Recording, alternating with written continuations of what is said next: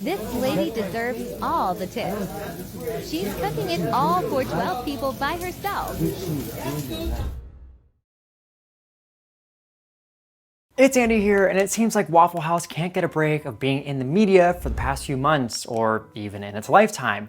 Feels like we're constantly talking about this place, but for a lot of reasons. In a viral video posted on TikTok, one user captured an employee working all by themselves as nearly 10 customers are waiting for their meals. Honestly, I can barely even cook for myself, so hats off to this person. The video, taken by the user RLZada25, has a lot of people talking. It has more than 200,000 views, and the video was taken at 3 a.m. Seems like a lot of people wanted to know really what happened here. Some comments said things like, "She should have walked out. Running yourself into a breakdown from exhaustion is not worth your life. Unionize and protect people." And another commented, "And she's probably only getting paid $7.25, if that." And it's true. A lot of other things we've seen at Waffle House include like brawls, like disputes, and like definitely a lot of overworked people in fast food restaurants. Like Waffle House people do the most at their job. The TikToker actually went on to post another video about the situation when he saw a large amount of comments criticizing the employee for working under these conditions. 1, you don't know anything about her. Clearly she's there at 3 o'clock in the morning for whatever reason it is. She obviously needs the job, so we're just gonna let her work and get through it.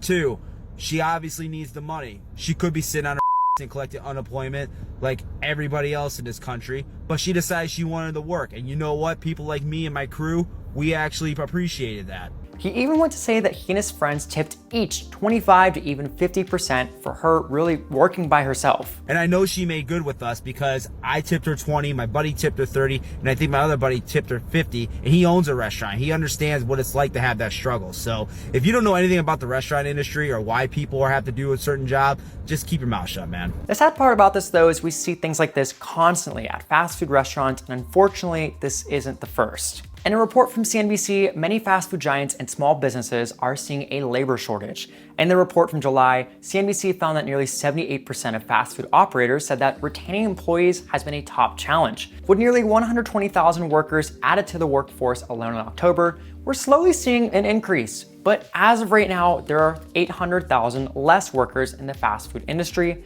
than in February of 2020, when the pandemic initially first began. And also, to be honest, we've seen countless people walk out of their shifts due to these shortages.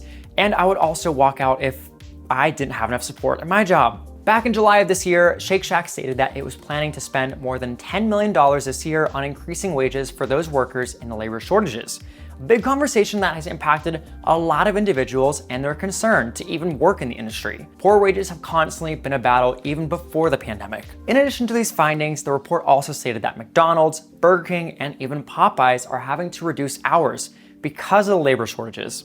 Restaurant Brands International CFO Matthew Dunnigan stated, "The company is looking at ways we can simplify life in restaurants, which frankly could mean changing up things like the menu, working shifts, and more." Meanwhile, Yumi Brands, which owns and operates KFC, Pizza Hut, and Taco Bell, has also seen mass shortages. The CFO stated, "US labor availability remains tight across industries, driving wage inflation and staffing challenges that have resulted in a small number of our stores limiting operating hours, particularly during the early morning and late night." Many people, including the CEO of Domino's Pizza, are claiming that these labor shortages will not be going away anytime soon. From her thoughts, their CEO claims that people are not wanting to return to the workforce in fast food restaurants, so the companies need to find a way to make this enticing for their employees or potential employees. At the end of the day, for our Waffle House worker, the company has not responded to the video at this time.